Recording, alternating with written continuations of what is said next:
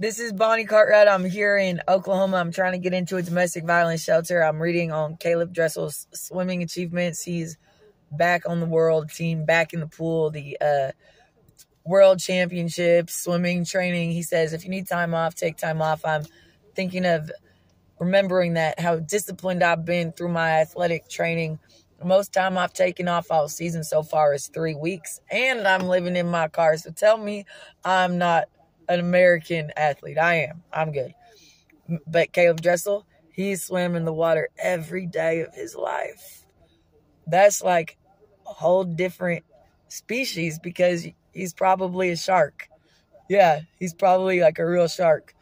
Because if you think about it, he probably has fins and gills, and his lungs are so strong in the muscle and the courage and the bearing the water every day. You say bearing the water, but that is why there has to be people that do.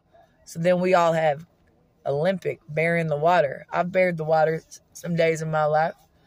I baptized in Fort Worth. I jumped in it. It wasn't cold. I washed up in it, but I sure didn't swim in it far that day. But those are the things that God calls us to do, is to be strong. So there's iron, sword, and blood, and that's all part of life. You got to get out there and mix it up and go after your life. That's why I like to be an athlete, because I need to overcome and gain through pain to know God, to know that I'm mortal, because then I'll have my word. Because it can't be all talking easy come bys, because things have to be fought for. So hanging on to my athlete, trying to get into a shelter here in Durant, Oklahoma. Also reporting on government websites. I got one email back saying we aren't the right agency or bureaucracy, but try these. It's the state office and also I think it's the Office of Homeland Affairs. So there's people, real Americans in government positions in each authority and each bureaucracy, things that I don't know. And then other great news is I'm going to be mailing a letter to the unemployment department in Oakland to try to appeal my unemployment. I missed my appeal, and I knew that I couldn't win that back, that communism had risen up in California, which it had. But now I called today. They said, send in a letter, get back on the appeal calendar for a hearing, and I still have a chance to win my state allowance from California. So I have to do that. I have to keep advocating for myself and reporting to these agencies how it's called a mass inclusion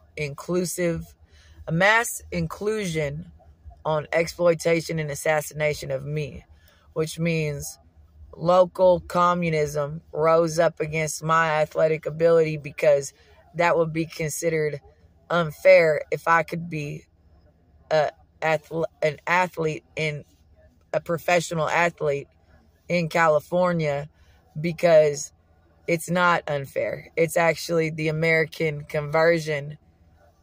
What I've converted to is I'm a Christian conservative and athletic professional. And so that would never be taken out by the local government.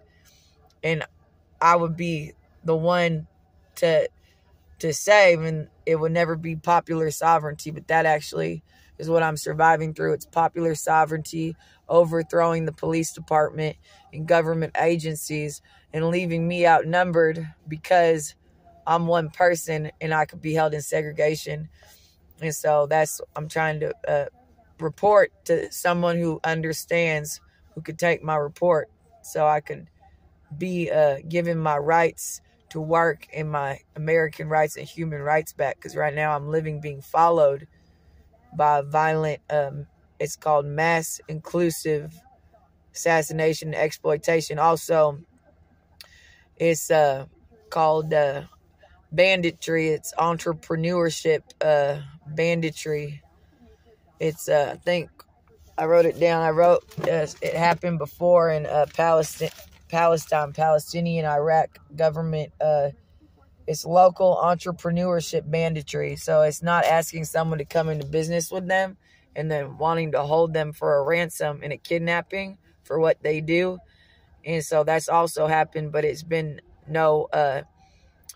it's not it was a real group that rose up against me because of what I do as a professional athlete, and the ransom wasn't paid. The government didn't respond, and no one's come to fight off the local entrepreneurship banditry, because that's the government's job, and I have to keep trying to find help for myself. This is Bonnie Cartwright. I know God is with me. I keep on praying through this war of spirit and soul, knowing that God is the God of all ages and good overcomes evil.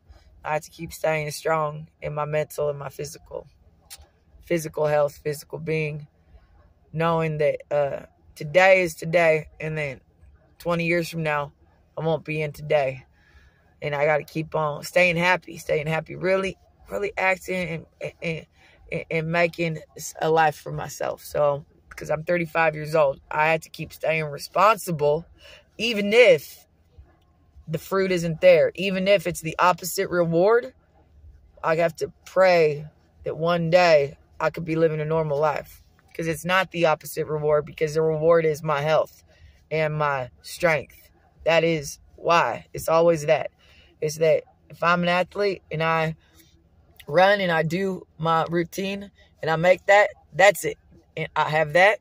I'm in action. I get my athletics done. And the reward is I achieved. I got through the run. I get the run. I get the squats. I get the jacks. I get the hundreds. I get the yoga.